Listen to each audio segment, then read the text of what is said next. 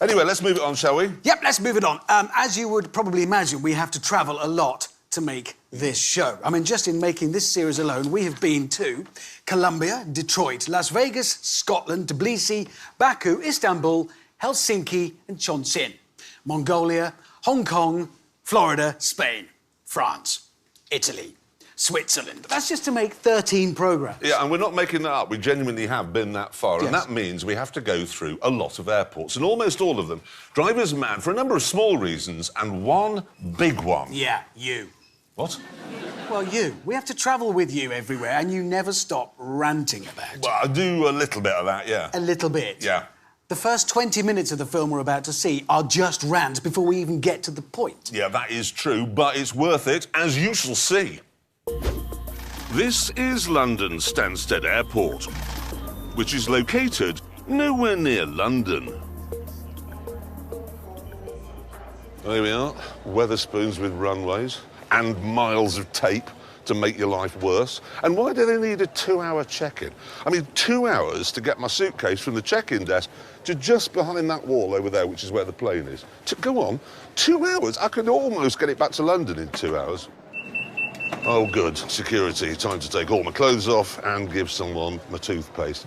And do you know the worst thing is? I mean, the idiocy of people in these queues just beggars belief. Look at her shoes. You see that? Look at her. She looks like Elton John in Tommy. It's going to take her 3 hours to take each one of those off. And take your laptops out now, while you're in the queue, not when you get there. I came here on a train, 2,000 people on it, no security at all. Going on an aeroplane, ooh, well, we'll do this. And then, of course, is your bag going to be selected for a special search? Of course it is. Yes, there you go. You've been through an X-ray machine.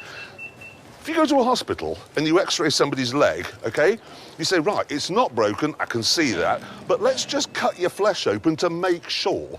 No, it's been X-rayed. Why are they looking at it again? Oh, here we go. Yep, salt, self-raising flour, normal flour, baking powder, talcum powder. That's from an athlete's foot.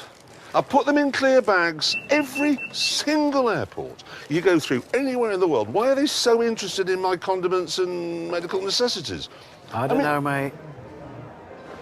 And then you're out of security and straight into a shop, which wouldn't be so bad if it sold something you actually wanted, like bog roll or cat food. But no, all they sell is perfume. Why do they think when you get to an airport, oh, right, I've suddenly overcome with a need to smell like Victoria Beckham? Then you've got the adverts. Look at that half-wit. Look at him. Every advert in every airport makes no sense. And then you have these moronic slogans from companies that do things you don't understand. Manage your infrastructure like a visionary, not a functionary. What's that mean? Might as well say, manage your infrastructure like a visionary, not a shoplifter. There's a shop at Heathrow that sells a life-size pot horse. I mean, who, when they're about to get on an aeroplane, goes, yes, that's exactly what I need, a brittle, fragile pot horse to lumber about. I'm going to start an airline called, I'll take my chances there. You turn up, get on the plane, it takes off. Nobody on board smells like Victoria Beckham, no security, nothing. If it blows up, it blows up. Not that you can say blows up in an airport these days, because then you have to go to prison for 400 years. Why is she wearing a tracksuit? Well, so she can be comfortable. She's not going on a fighter jet. She's going to Spain. There's no G. Well, there's one. Well, I mean, there's one G now. I'm not thinking, oh, these jeans are really uncomfortable. I wish I'd worn a caftan.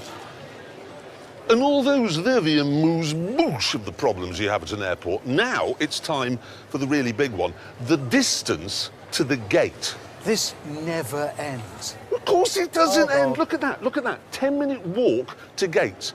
There's no such thing as a 10-minute walk. Nobody walks for 10 minutes. Well, I mean, I eat wood or a wildebeest, but not a human being. 10-minute walk.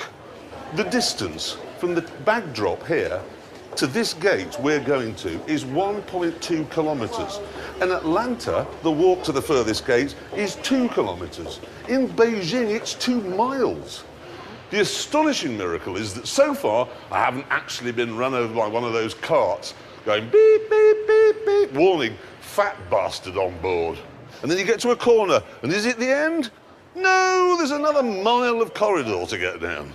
No one in the history of aviation has ever flown from Gate 1. There are no Gate 1s anywhere in the world. Here's your ticket, Gate 374. Where's Gate 1? I can see now why James May volunteered not to be in this film. And finally, you get to the gate, which is so far from civilization, they're still using a dot matrix printer.